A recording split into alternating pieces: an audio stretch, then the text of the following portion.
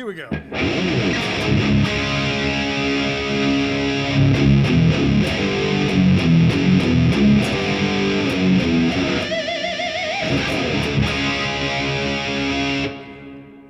Welcome back to the Woodshed. I'm still celebrating the music of Ozzy. If you think that that's distasteful, then that's on you. I don't think that's distasteful at all. I think just from here on out, we're going to celebrate the music of Ozzy. And even this weekend, the mighty Skank Banger will ride into battle. As we do about every 5 weeks. You can catch that outfit. That's with my good buddy, Uncle Ben Eller. I started that band probably 10 years ago. No, longer than that. Maybe 12 years ago. Kind of started as a joke. And now it's just kind of a thing that we do. It's a blast. And this weekend we have a show and we'll be playing at the Luniverse, which is a nice big venue in lovely East Tennessee. And I've got a good friend of mine. Shout out to Robbie. Robbie's going to loan me the Bullseye guitar, the Bullseye Zakk label guitar, which is awesome. And I'm going to get to take that for a spin as we celebrate and pay our homage to the Prince of Darkness. And I thought we would get into, last week we were talking about who your favorite Ozzy guitarist was. Everybody had their opinions on who they liked. Guys, Randy's amazing. Jakey Lee's amazing. They're all so sick, right? But for me, personally, just my taste buds, it's got to be Zakk. I love Zakk. I listened to the whole album, No More Tears, today for the first time, maybe ever, as a listening straight down. And there was a couple of standout tracks that I forgot how freaking awesome they were. Mr. Tinkerton, whatever that thing is. Track 1, killer, crazy good playing. Another song on there, Desire, crazy great playing. So I thought today we would take a look at some of the things that makes No More Tears, the song, really smart and really cool. Tinker Train. Thanks, Braxel. Cheers, everybody. And I'm playing through my Axe Effects. I've got a gigantic plate reverb on. Maybe even just turn it down just a sniff. This is one of my favorite solos in there. And it's really pretty, You have the start of the tune. You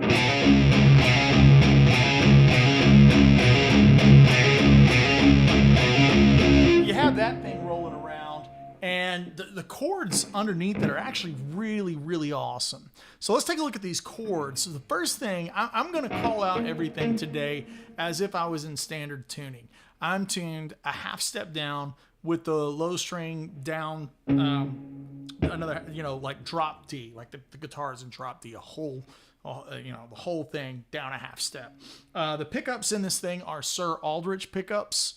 So shout out to my Sir family. This is just a El Cheapo vintage company Les Paul copy that's kind of killer. And I put some Sir pickups in it. And yeah, it's rocking. It sounds good. So the interesting thing about the chords at the top of it's really major sounding. And this first inversion E minor to an F with a third on the bottom to a B flat. So the interesting thing is it sounds like everything's sitting over D, but it's like you get what I call slash chords, where it's like half of the chord of the right hand would be of the piano would be one voicing, and then it would be the left hand be playing another voicing. Albin's saying, is that a tone down? No. It's a half step, but the guitar is drop D, a half step down. So this is a concert pitch C sharp, right? And a concert pitch A flat, concert pitch E flat. So half step, it's the Van Halen half step thing. Let me give a little less signal on the Axe Effects. Too far down. So there's a sweet spot in there.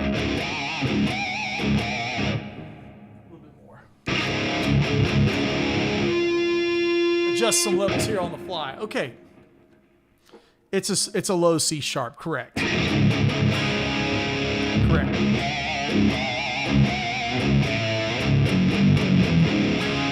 So back to these opening triads at the top. Think of it like when you think of slash chords, and we're not talking about slash like, not that slash. We're talking about like when you see, if you ever see a chord on a chord chart or on Harmony Central when you're looking up the chords to a song, and it's got a chord and then a line and then another chord. Think of it like a piano, and you got half of the right hand playing one and half of the left hand playing the other. Okay, so that's like a slash chord. In Nashville, in the pop country scene, we usually just say like, you know, 1/3, right? That would, like if I was gonna, we're in the key of D right now, so D is 1. Our 3 in the key of D is what? D, E, F. So it'd be major, so it's an F sharp. You can find it by going D, E, F, but we're not there, we're here. So it's 1, which is a D chord, over 3. So it's 1/3 is how I would chart this. And now we have a 2/4 or an E minor first inversion. So you have 2 minor, but it's over a G note. So you have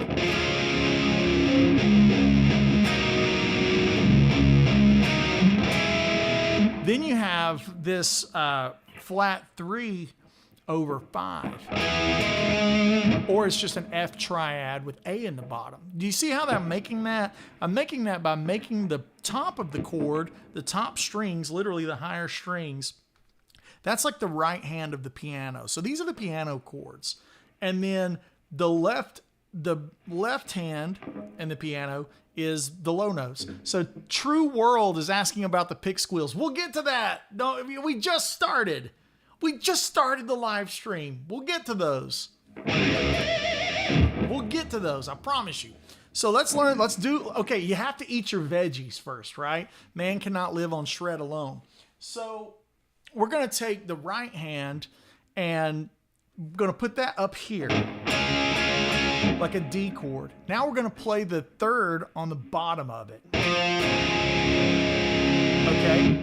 Next up, we're going to make what looks like an A minor shape, but it's actually just an E minor chord, like we're doing this. But notice the difference in the sound. It doesn't sound like this. The piano's not playing. It's more this thing, isn't it? It sounds more like that, doesn't it?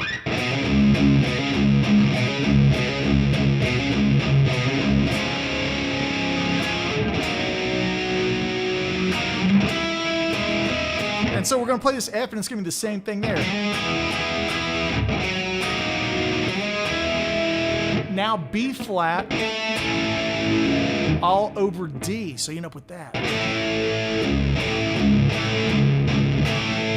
So if you look at the bass line, it's in D. But the left hand of the piano in the string section is playing.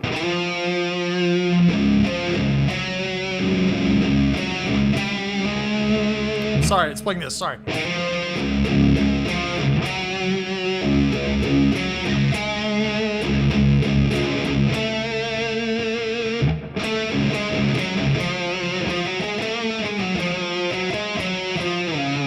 So you end up with that Phrygian kind of sound, right? Doesn't that sound like really like a G minor Phrygian?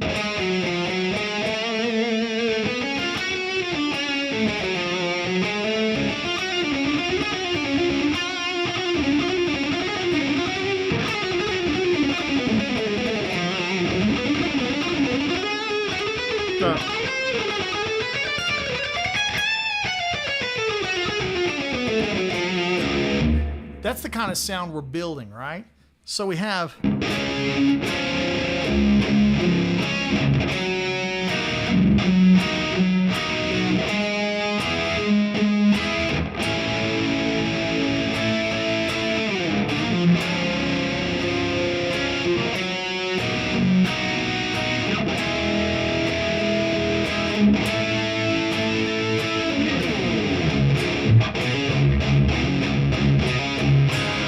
Okay, so now let's say this. I see some people talking about the tone.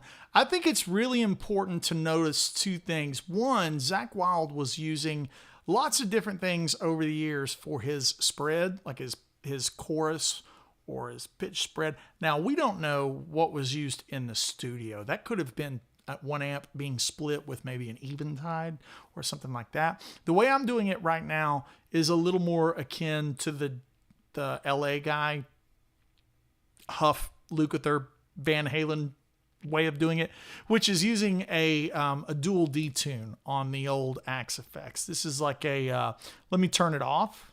Here's without it. Here's with it.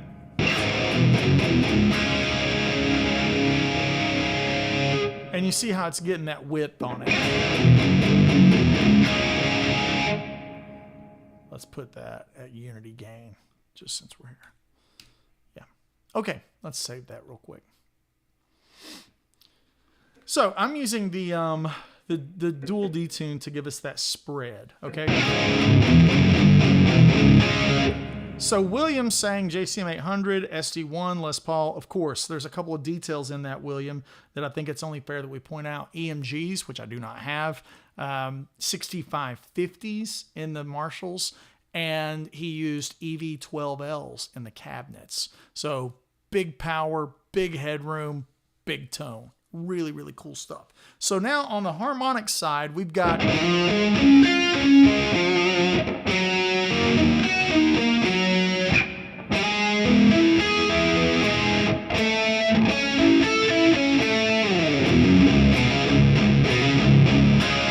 So everybody learns the riff, but let's talk our way through it anyways.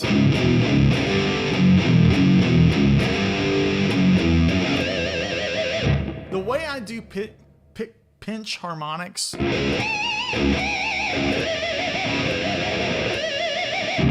do it where I hold the thumb to where the meat of I pull the pick inwards. I pull it in and grab it with the thumb and the pick, and it's easier with a pointed pick.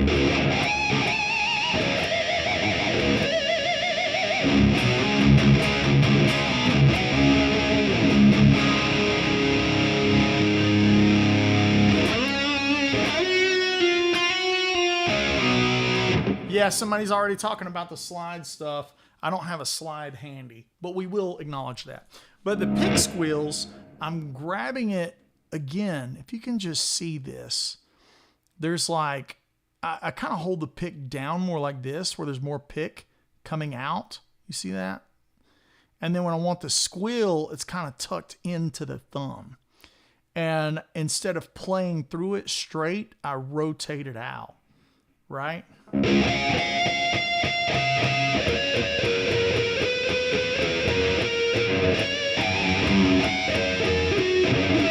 And they move across the neck of the across the string.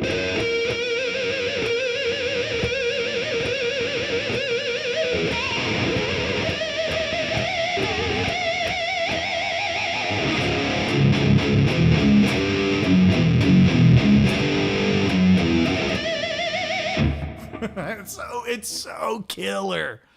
Zakk is so killer. He's so incredibly sassy. I love it. Just all that attitude and all of that just... I love it. So good. So let's talk about this intro. Somebody's already pointing it out that, yes, there's a slide. I don't have a slide. I've got a pedal. Can I do it? I'm trying to do it with a pedal. I don't have a slide. That's the best you get. He has this like train part.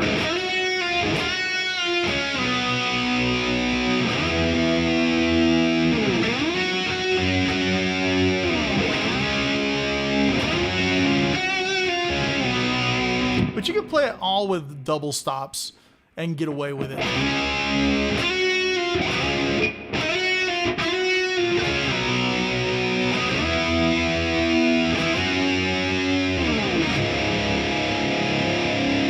Yeah, it's really good. So Braxel's saying there's a whole lesson on YouTube by Zakk on how he plays this song. Yeah, maybe I need to just not do the live stream. I'll go watch Zakk's video.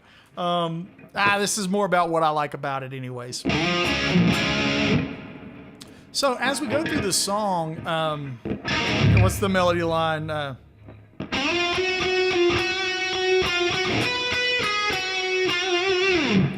This is all kind of a, it's like a major scale with a flat 7. You could call it a Mixolydian sound if you're a mode guy.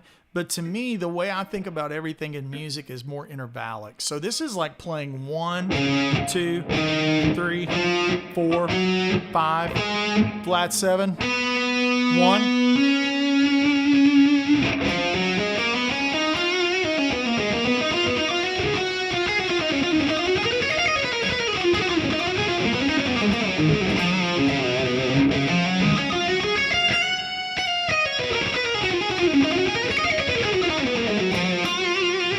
And I love that kind of sound. That's something that I use in my writing a lot.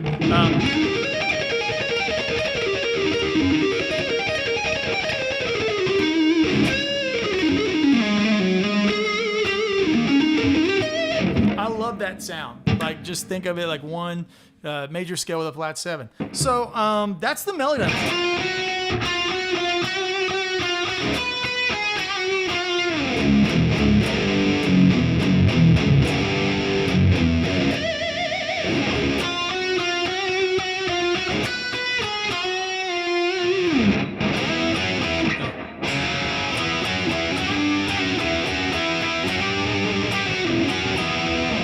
So he plays this second part with a slide. Again, I don't have the slide handy, and there's a lot of slide stuff in this. To me, there's an overlap, and I think the reason I like Zakk Wylde's playing so much, I can hear so much of that southern, bluesy, rootsy Allman Brothers influence in his playing, like the ZZ Top and Skinner influence. Very much like I can hear that in Steve Morse's playing.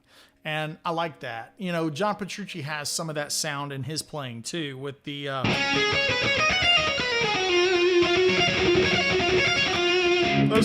those kind of licks.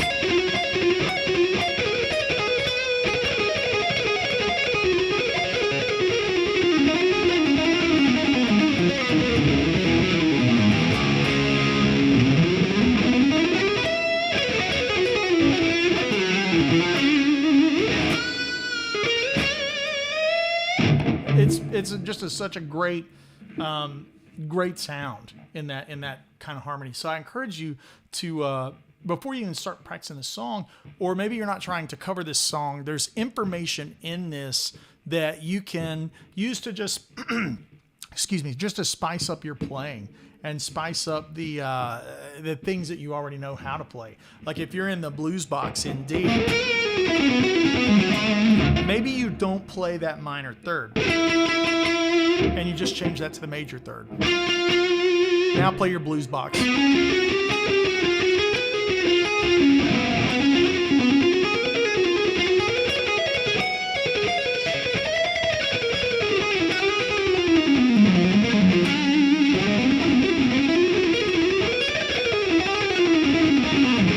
know, you really got that Steve Morse sound in there.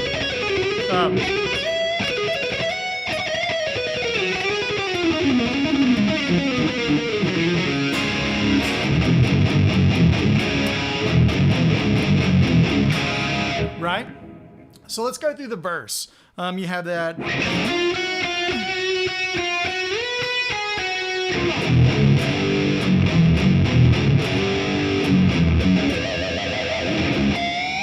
And those squeals, I think it's of note that when I've seen him play live, he'll put those kind of wherever he wants. You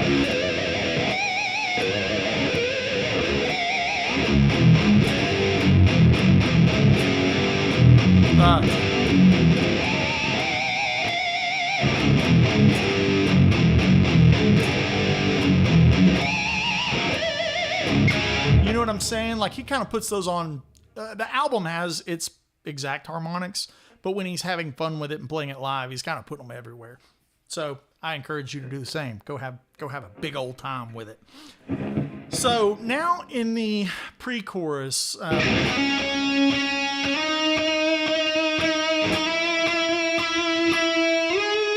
that thing, right? The bass jumps in and out of the pedal tone. So the first one is a 2. You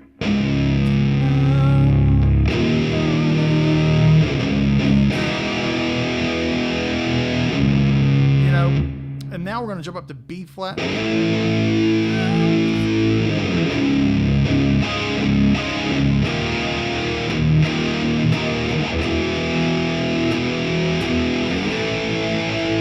So that's thinking of it like 1, 2, minor 3, B flat, flat 6, 2 or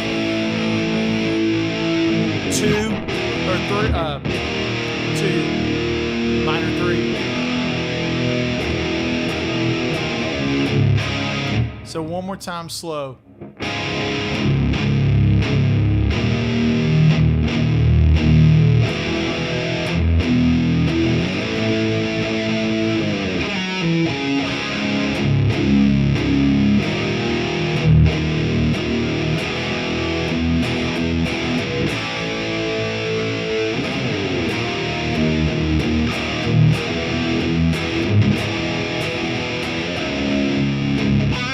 So now we're into the chorus.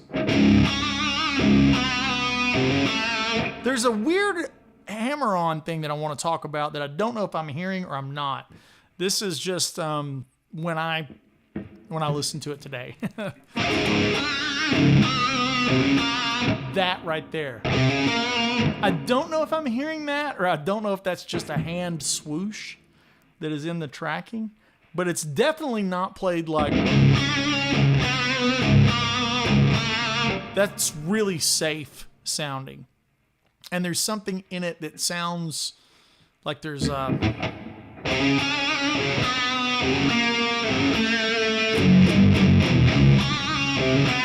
sorry.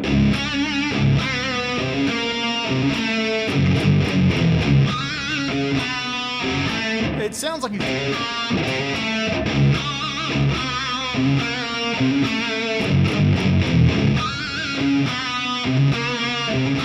you know what I'm saying? It sounds like there's something in there, and I don't have the reference of the original in front of me. We're not gonna get in trouble with YouTube and all the licensing craziness. We're just gonna do it like this, right? But I also think playing it like Zakk comes from the school of Eddie Van Halen and Randy Rhoads and Al Di Meola, and a lot of these guys, you gotta understand. There's dudes all over YouTube saying, this is the note for note way. Guys, those guys didn't play it the note for note way. Those album recordings were like lightning in a bottle. They maybe took 15 takes at that song or 10 takes or whatever. And they chose the one that had the most vibe and the most attitude. So when you see guys like Randy Rhoads or Zakk or Eddie Van Halen or Al Di Meola or any of these improvisers, Mark Knopfler, there's inflection and there's things that change and live and breathe with the song. So don't ever get down the rabbit hole of like, it was only ever played this way, because that's just not true. Now with other things that are orchestrated, whether that be classical music or a Dream Theater solo where there's a lot of unison with Jordan and John, that's a thing every time, right? It's the same way every time. But some of this stuff, gotta have vibe and attitude. So to me, it's more important to play these parts instead of being really safe.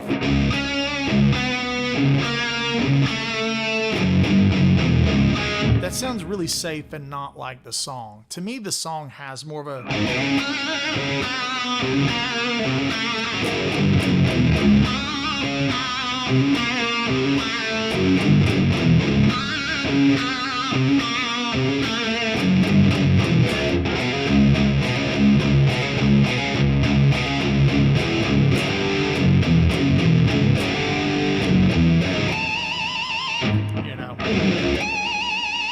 really get in there and shake that.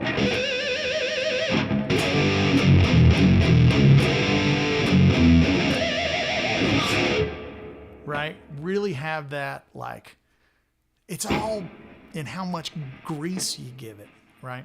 So let's get into Of course, there's the piano part that starts at,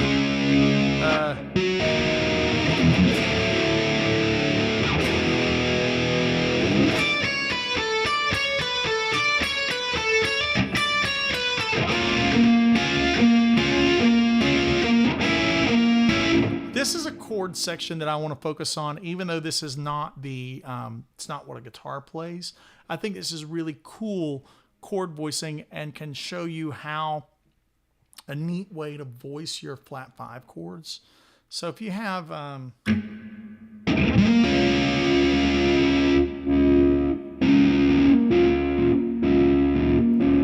flat,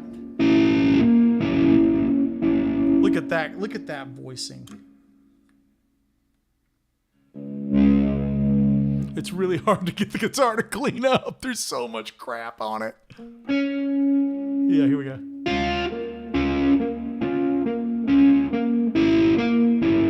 Look at that voicing. So that's 1, minor 3, flat 5 there.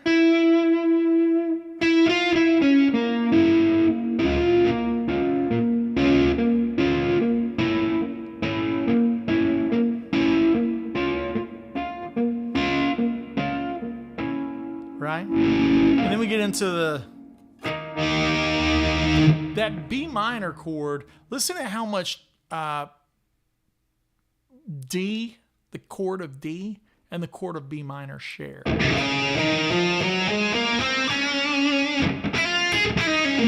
if I play that little bluesy note right there, that little flat 3. Now if I play a B minor scale, it's all of the same information. So if I play that bluesy note, now that becomes a flat 5.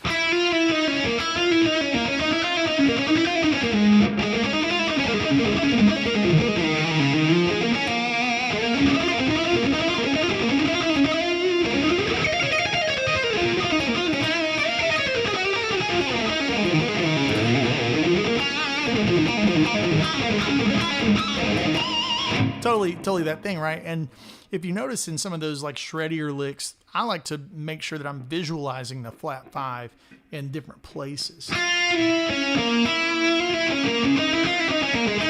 And then also here,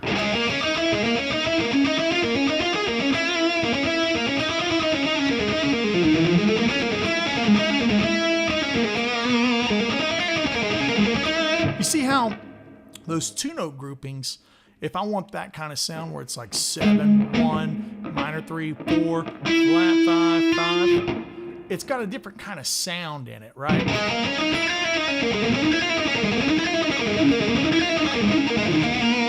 Then if I played it all on one string set.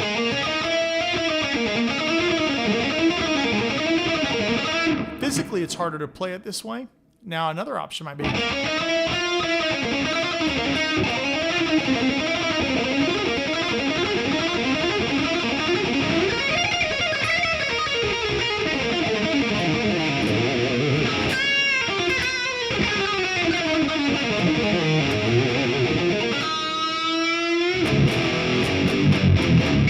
So that when that B minor chord, we're kind of programmed to hear this, this is the new 1. Because it goes, we're on B flat, right?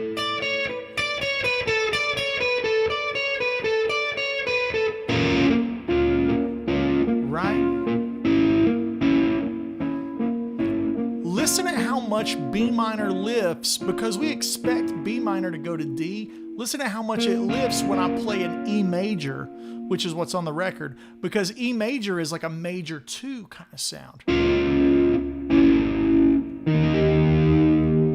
Right? That's where we're getting into the solo. Listen at this flat 5 movement. So we got 5, flat 5, walk it down one more note, and you've got the root to the net, to the...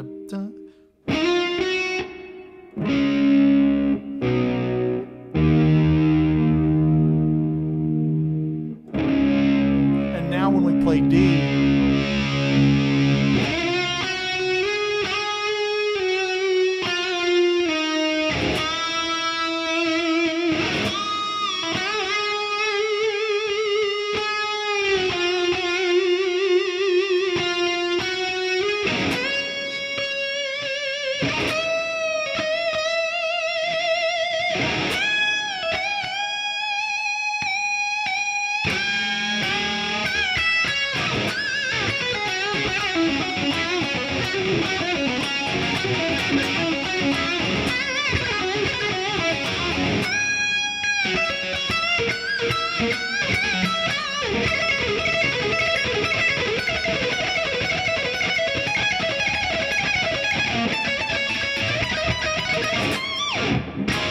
Something like that, right? A little bit cleaner right there. Yeah. So this solo, to me, hot take. Crispy hot take. This is my favorite Ozzy solo. This one is tied with Mr. Crowley. Mr. Crowley and this one are so good. Now, I know it's Crazy Train and Flying High Again and Bark at the Moon, Over the Mountain. Like, I get it. Look, I get it. I love this. I love this solo. It really speaks to me because it has so much melody. It has so much southern, gritty, sassy, you know, I think the youngsters would call it boomer bends, right? I love boomer bends. Serve them up, but you can't play them like a boomer, okay? You can have the boomer bend, but it can't be played like a boomer. It has to be played like you're ready to rip somebody's throat out. And let me show you a couple of things.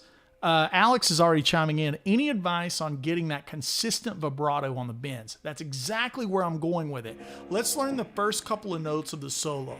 And I hope my rig doesn't mess up. Do we still have good audio? I'm going to wait. Do we have good audio? I just need a thumbs up. Waiting for someone in chat. Do we have good audio? If we don't, okay, great. Okay. All right. So in this solo, let's learn some of this. The first couple of notes of this. This is out of D major, and it's really great because, you know, when we think of D major and intermediate guitarists, the beginner guitarists, we're always going to think of pentatonic being something that is, or scalular, that being something that runs up and down the guitar this way.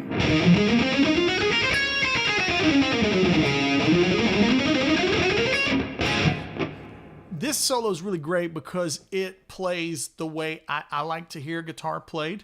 I like to hear things, you know.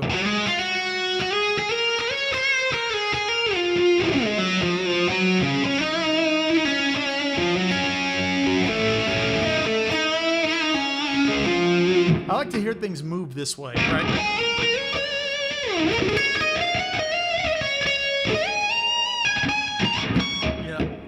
Across horizontally. So let's learn the first couple of notes of this, and we're starting on the third.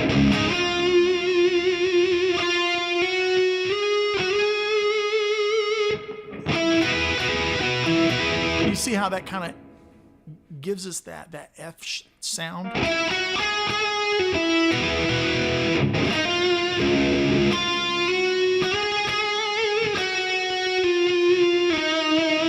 That's all major. But what's interesting, the harmony, you know, it's all got that kind of sound underneath it.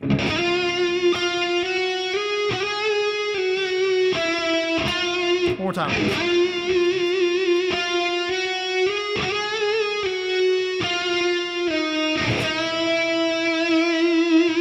So now let's focus on the vibrato. So when it is a stock note, it's like stock, as in I'm not bending it, just this string, I'll anchor my hand under the neck and rotate kind of this way.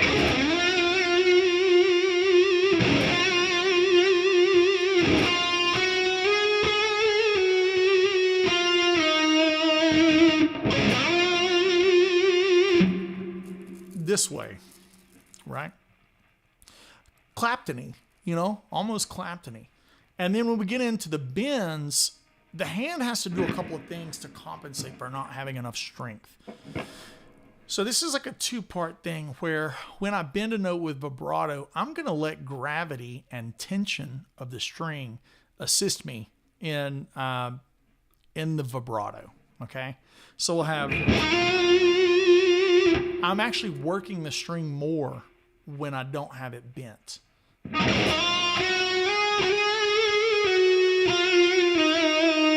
On this note, I'm going to bend it up a half step. I'm not swearing that this is note for note or anything. I just think this is what he's playing. Granted, I haven't dedicated years of my life to learning Zakk Wylde solos. So, this is a bluegrass guy playing metal. So the next note is playing the F, but I'm gonna play from E, and I'm gonna bend it up a half step, right?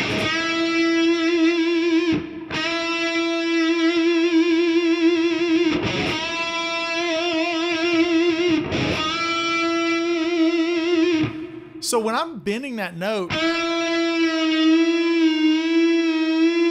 I'm actually letting gravity and the tension of the string, and it's actually hard to do. My hand's getting exhausted. It's hard to do just over and over again. You allow the tension of the string to fall. I'm using 10 to 52, I think.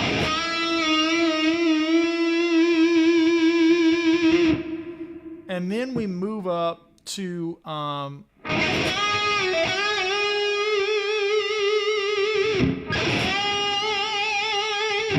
that's like the A, and then when it's up there, it's actually like I'm releasing strength, increasing strength, releasing strength, increasing strength. I'm not holding it and moving it. Like, it's not this thing, because the string naturally wants to push itself back down. So if I just let that happen, then I just have to work on pushing it back up into place, right? Does that make sense on how to get good vibrato on that, right? And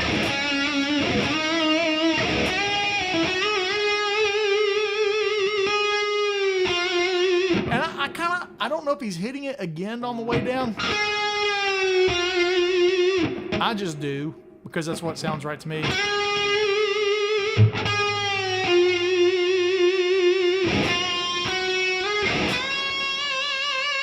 Same thing there, right? Let the string push itself back down. And also, I'm using 3 fingers to bend it. Like, even though this one's being the one that's fretted, these behind it are pushing it, right? And I can control the speed, which I think is the most important.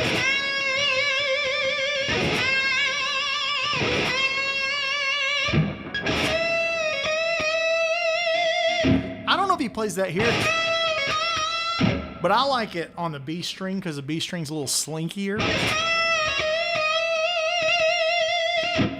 And then we go up to A. This is an interesting thing that I love, and I try to create every time when I play the solo, is I drop it.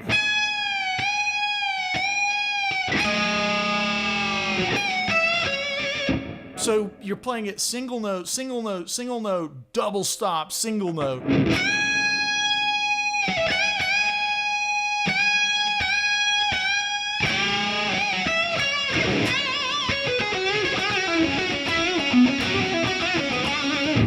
You gotta be sassy on this next lick too, right? So you got...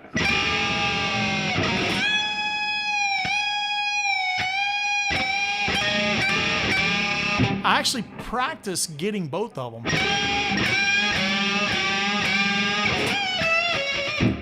And that's got to be one motion, that last line.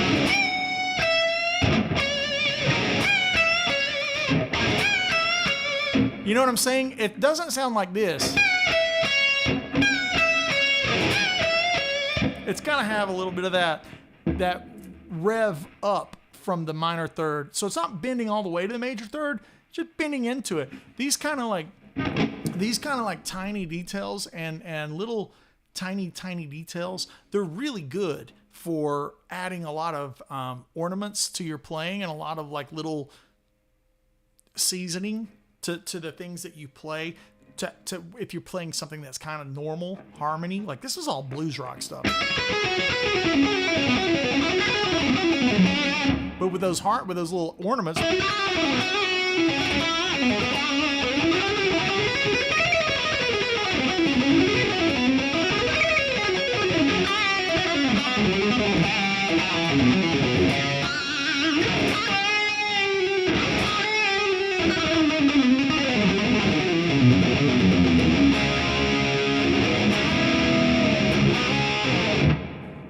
So, where are we at in the solo?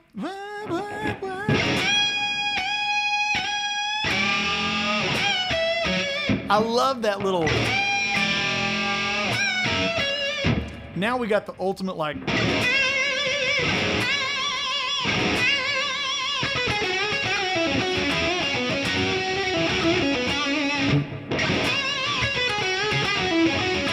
That to me is so greasy that it's better to play all the strings and have overtones and rakes and decoration than it is to play it really safe.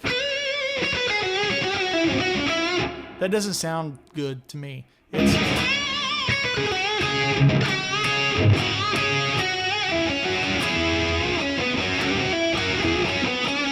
you can also play it.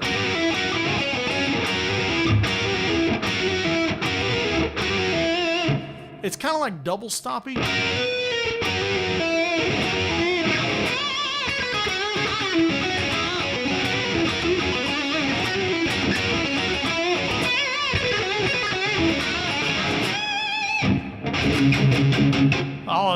All of that jazz. You know what I mean? It's really, really killer when you get all of that inflection rolling around. You know what I mean? Sounds much more like the record than if it's played like super safe and like note for note, but it doesn't sound note for note, right? Because it doesn't have that attitude. So let's go into the lick.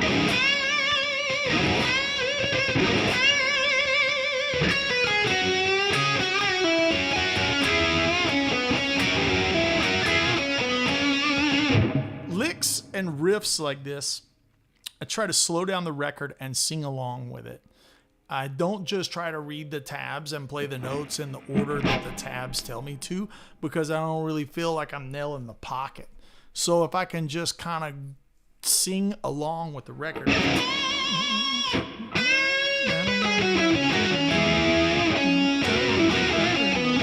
Right?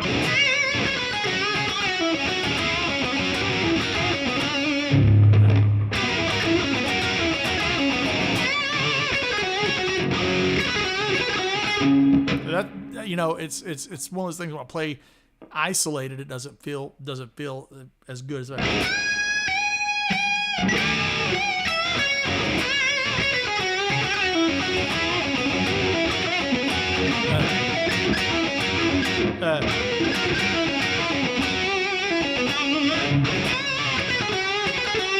You know, it's got the next lick is kind of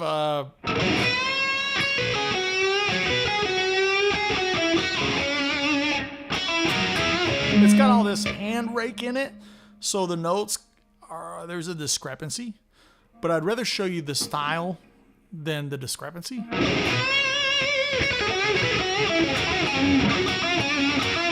It just ends on that.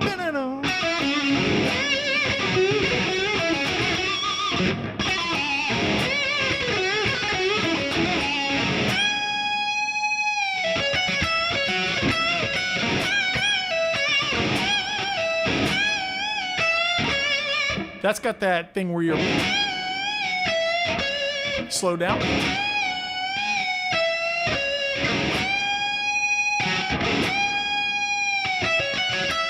So that's bend, da-ba-dee-dum-da, right?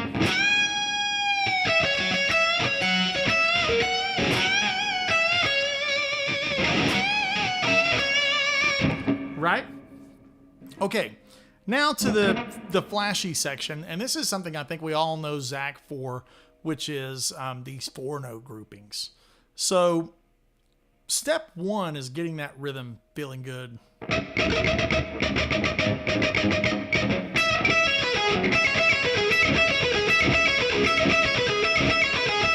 So you could do it through all the pentatonics.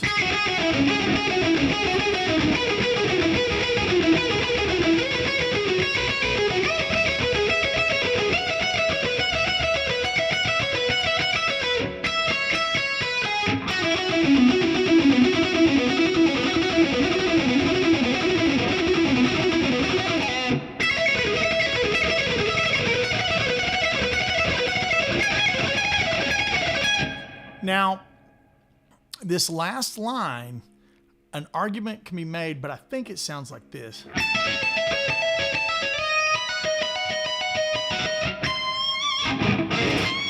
There we go. And I don't know if he's doing... I don't know what his picking pattern is. Frankly, I have no idea. But I think it's... what works for me is down, pull off, up.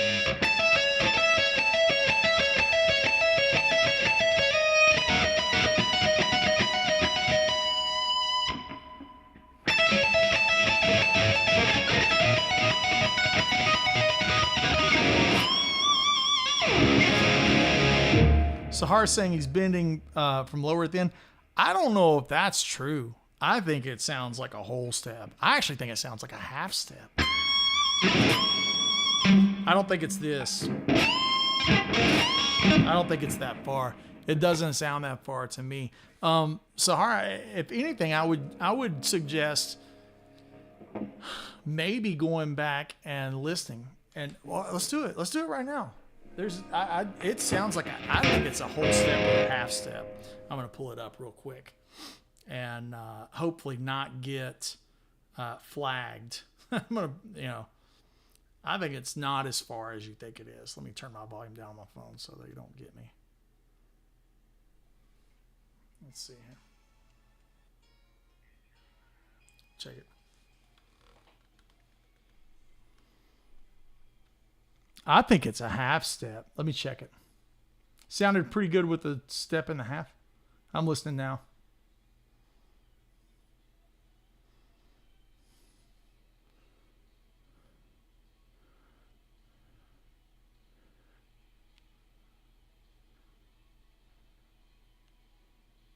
No, dude, here's the thing. I think it's a half step. I think it's this. I think what you're hearing is the slide up.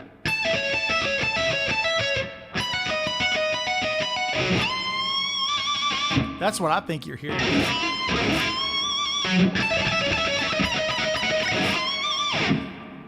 I think it's a slide into the half step. Yeah. Like that. It's almost like his hand is down here to play the sweeps. Like that, because I hear the rake on the front of the note, right? I think that's right. Again, I'm not Zakk Wylde, and I don't want it to sound like I'm telling you what it is. I want it to sound like this is what I think it is.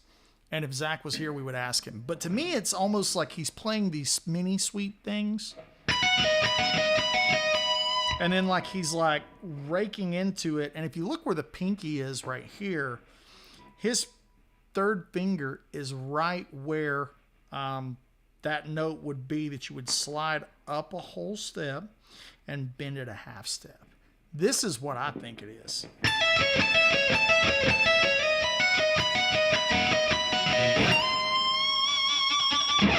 And you got to remember, it's quick. It's not, the note doesn't hang. Like, it's a short note that just goes and grabs. Like, we're so used to hearing it live where he like, but like on the album, it's way shorter. I think that's the way he's doing it, right?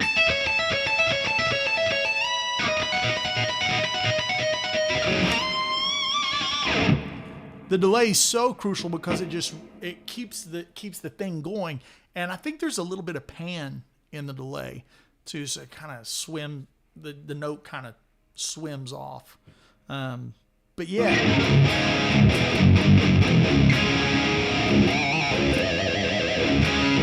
Okay, now let's just hit some questions, some general overview. I think that's like a good little idea, problem shooting way of looking at the song, and it's also like giving you some aspects of the tune that like the keyboard chords and stuff. I thought I saw somebody mentioning the keyboard chords in chat. Who was it? Was it Chris? Somebody mentioned the keyboard chords.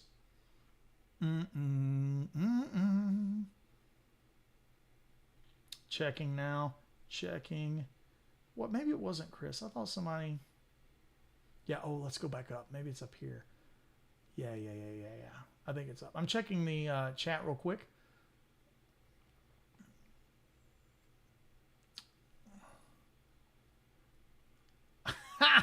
Uncle Larry talking about Walter Becker just pissing all over his live version. That's really great.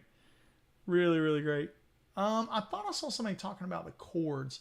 Minor 7 flat 5. William Lee is saying minor 7 flat 5.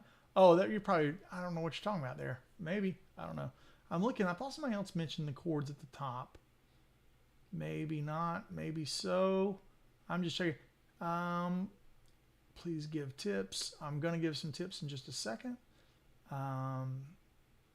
Okay, yeah. I don't know where it was. I thought I saw something about the chords, but maybe not. I'm going back down to the bottom of the chat. We'll hang out. Oh, here it is. Chris Smart. I'm pretty sure those chords are first inversion B flat minor and first inversion B flat minor flat 5. So he's saying, yeah, it's like you can do it.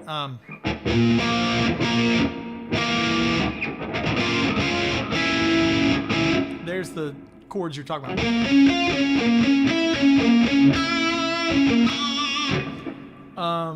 Okay, now a couple of people talking about the tone. This is just an aspects patch that I'll give to my patrons. So yeah, along with the one we did last week as well. So I'll do that as soon as this stream's over. Do you change your pick angle when you're playing the rhythm versus the leads? I always kind of change a little bit of angle because I want the chugs. I want to kind of go in a little more straight.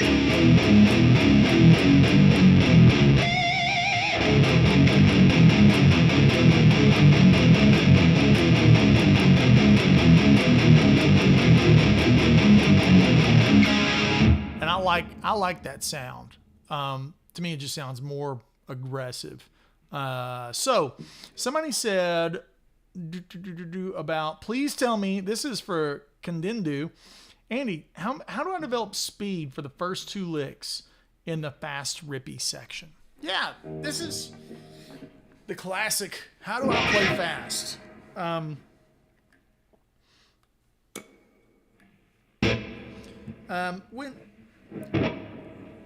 What you're wanting essentially is to make sure that when you're playing, you have it clean.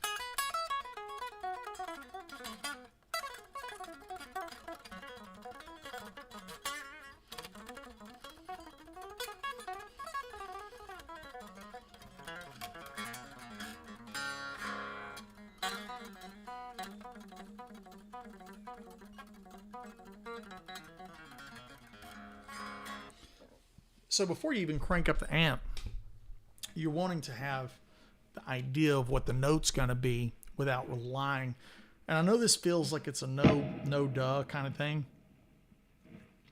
But often, I think we're all guilty of it, we dial in that tone that's easy to play. And we're trying to let it compensate for us instead of actually putting in really good, clean information from the pick to the guitar. So for me, when I'm thinking about how to play that fast, you have to be relaxed and don't worry about what it looks like. If you notice, I don't worry about trying to look like Zakk or Steve Morse or any of my heroes. I just try to worry about what it feels like. And so on these 4-note groupings, I'm trying to just start with playing 4 notes.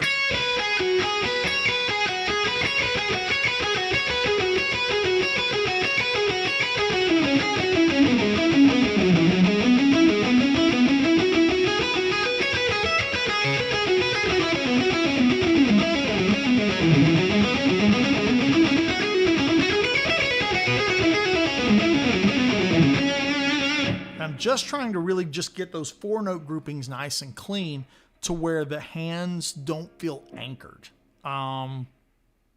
Yeah. I don't want to feel glued to the area that I'm playing in. I want it to be like I can jump from here.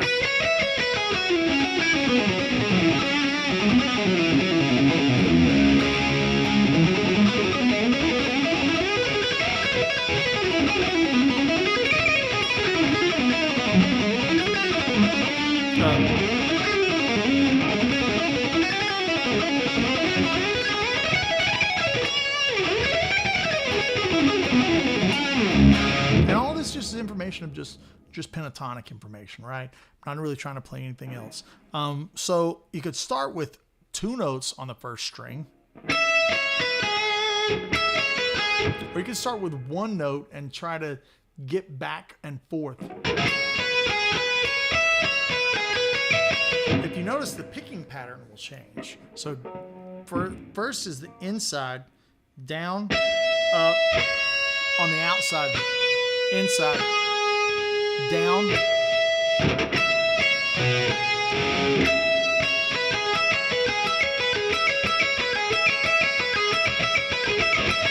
so this is down, up, down, up, down, up, down.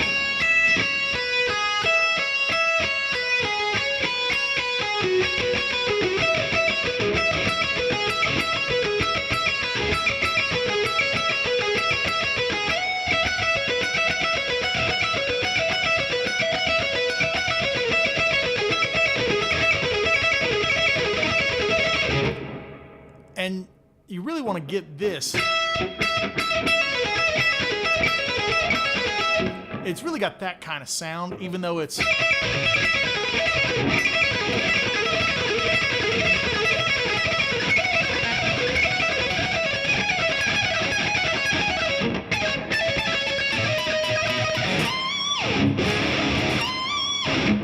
My hands are wore out. Woo! Ha! Ah! So tired. So I've been playing this thing for an hour. Ugh. Okay. Most important is you don't do what I do and you just been playing all this burning, bendy, left hand battle axe type of stuff straight without taking a break. Don't do that. So yeah, work on those kind of as something that you're not drilling only in that one spot. Like if you want freedom on it. Oh, he's sweeping it.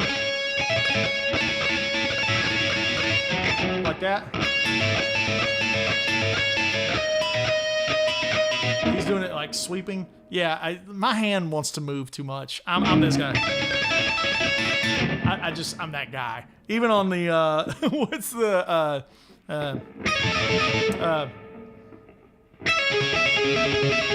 that lick, Dire Straits. Right? It's like that. Zakk is alternate picking the 4-note groupings. He's not alternate picking the last bit. I'm playing the last bit different than him as far as the picking pattern goes. I'm playing... He's doing it like that. He's doing it like down, down, pull off. He's doing it like that.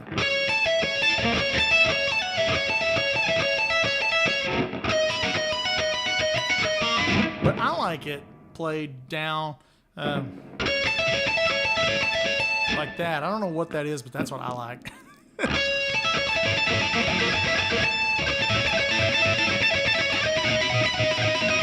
I feel like I can get it cleaner doing it the way that I do it.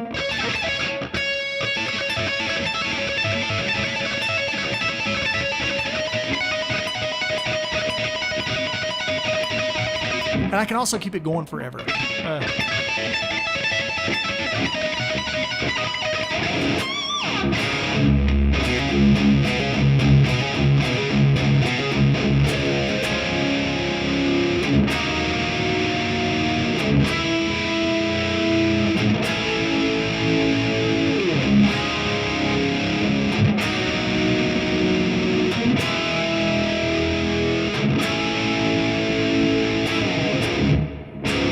Yeah, it's so good.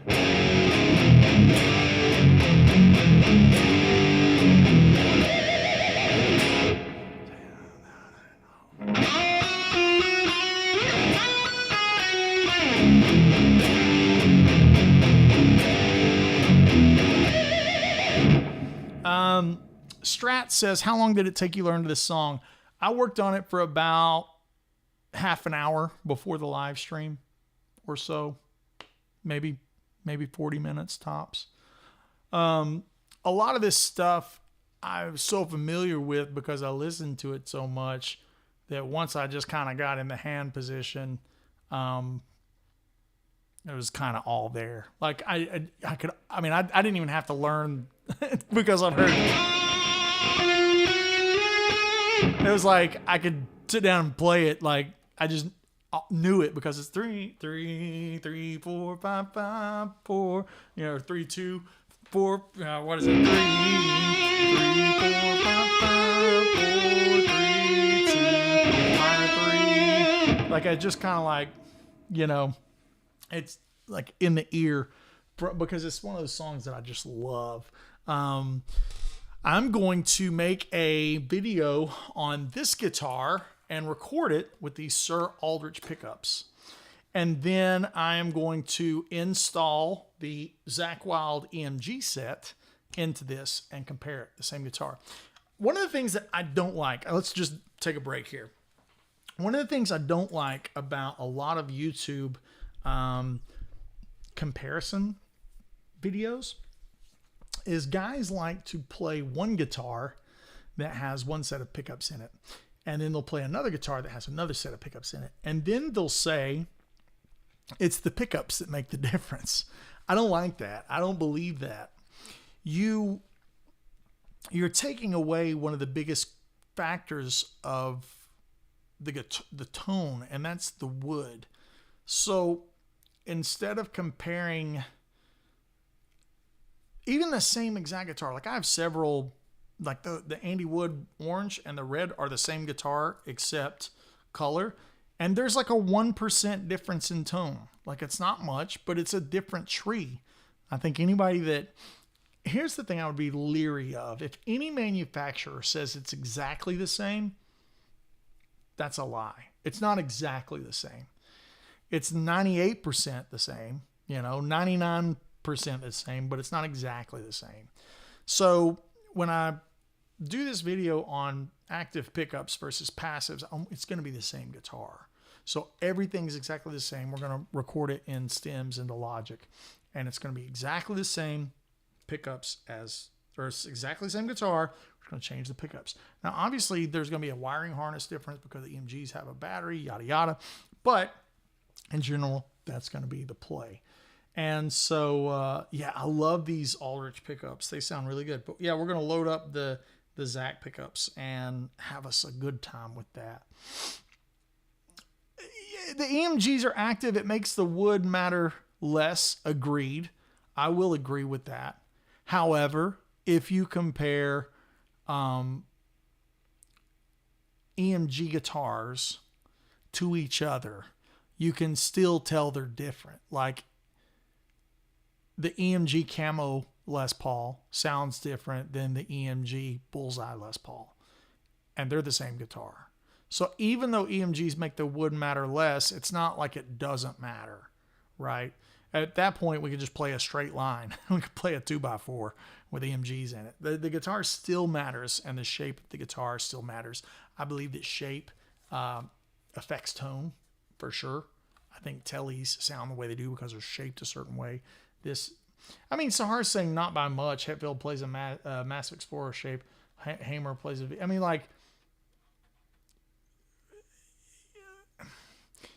You're not comparing apples to apples in a controlled environment.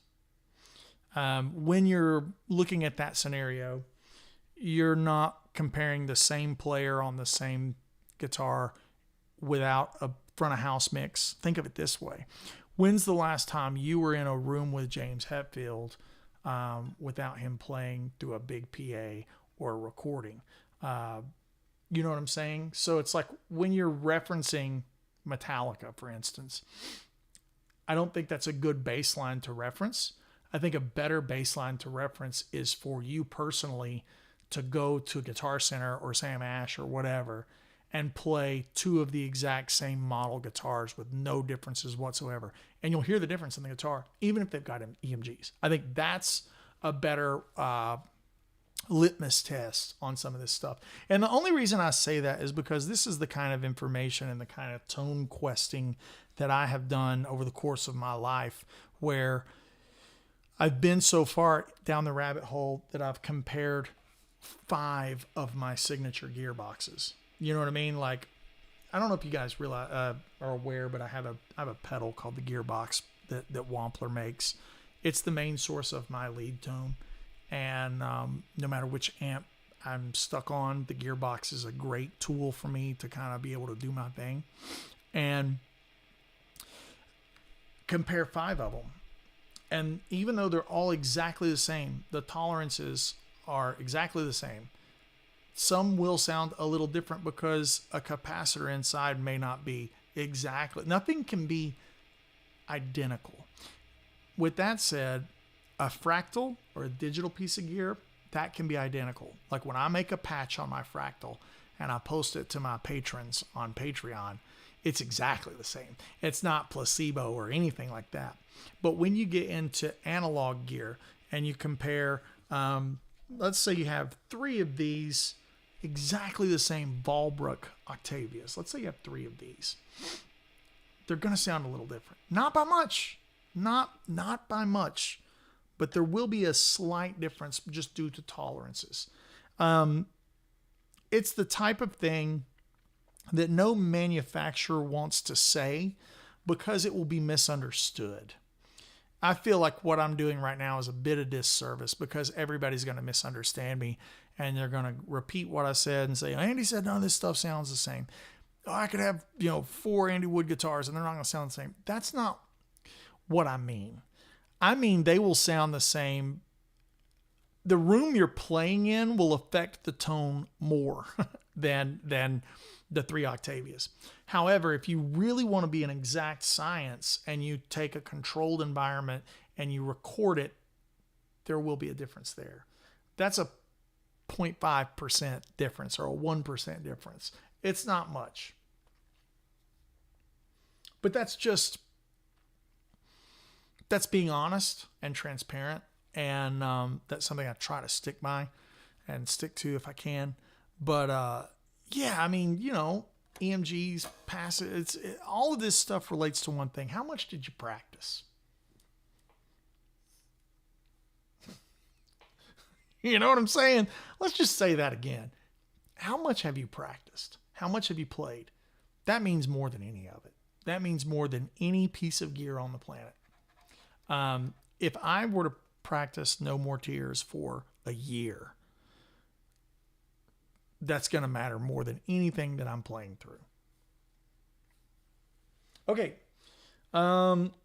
There's so many ways the circuit can be different. Even variance in the pots can make it sound a tad bit different. Yeah, Isaac's got it, but it's just, there's absolutely a thing. Yeah, Sahara is nailing it. There is absolutely a thing like that. That's true. We try to avoid that at all costs. That is in those big swings of tone chasing. That's in the other 90% of tone chasing.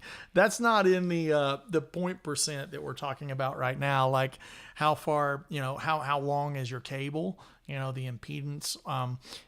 One of the things that I like to do for me personally is make sure that I'm using the same length cables live that I use when I record. So I always make it a point to use 25 feet cable.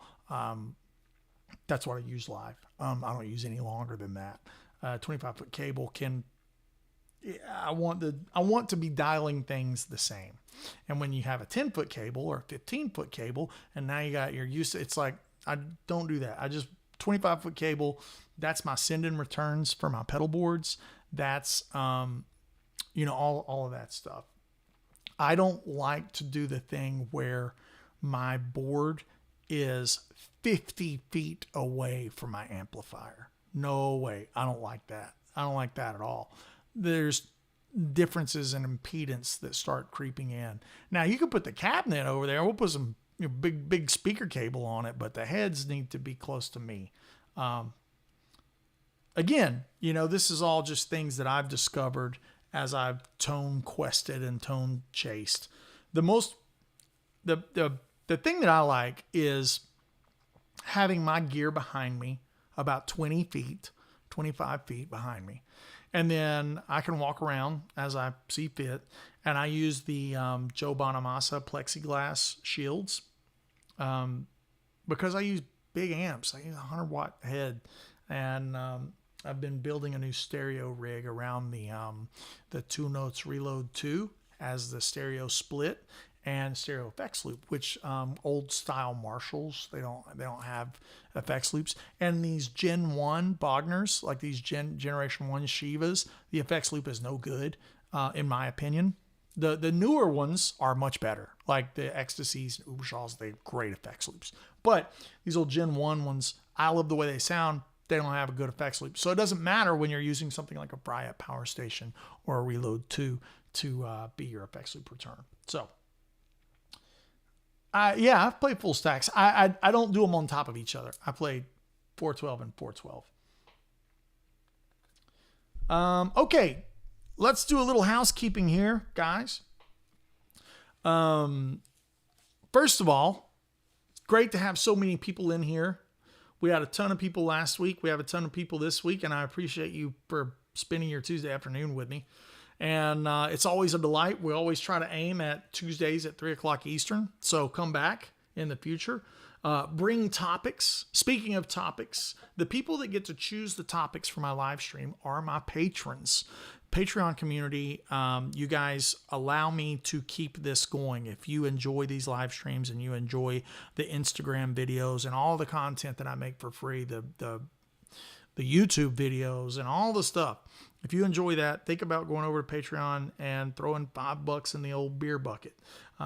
That goes a long way for me to tone chase and try out things like this and change the pickups, because I do that with my own money, and it allows me to maintain a level of honesty and transparency where stuff's not being give to me, or I'm not being, let me rephrase that.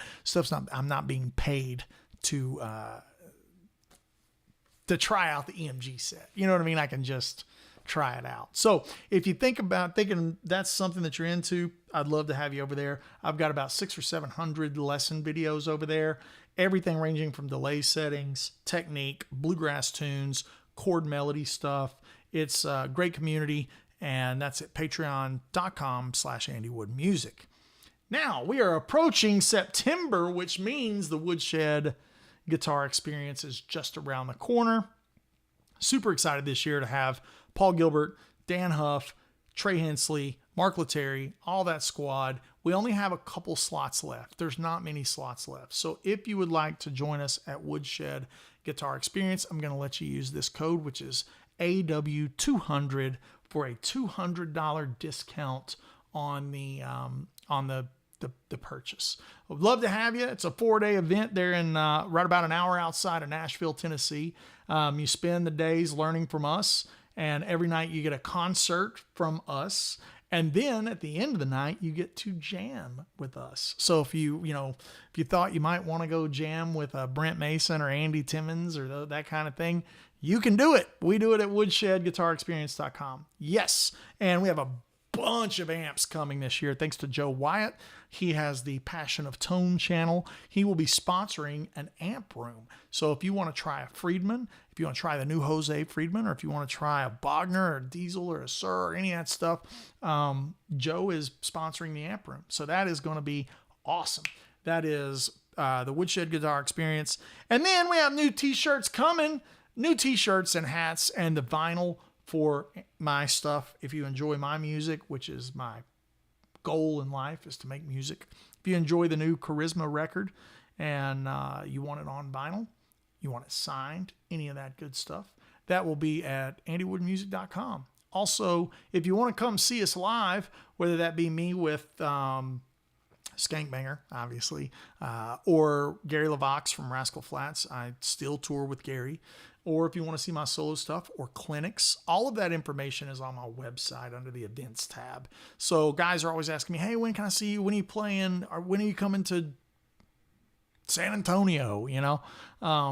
That's all on my website at AndyWoodMusic.com. Go over there. It's a delight to have you. I really appreciate you guys, and thank you for the beer money there, Josh. I appreciate that so much. And yeah, there we go. Be blessed, everyone. Go listen to some Ozzy. We'll see you next week.